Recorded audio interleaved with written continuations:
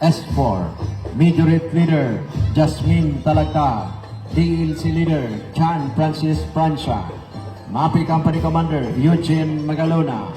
Company EXO Michael Triumphante, First Platoon Leader Boys Jomar Lauta Jr., Second Platoon Leader Girls Ira Lastrolio, Principal Maria Mercy Iscoro, MAPI Facilitator Oliver Reginaldo and Chan Ryan Tino,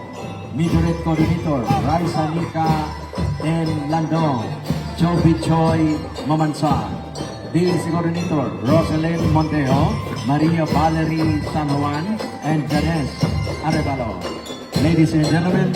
entry number 4 from San Roque High School, Alice Sabanuan Sang Batu, Camarines.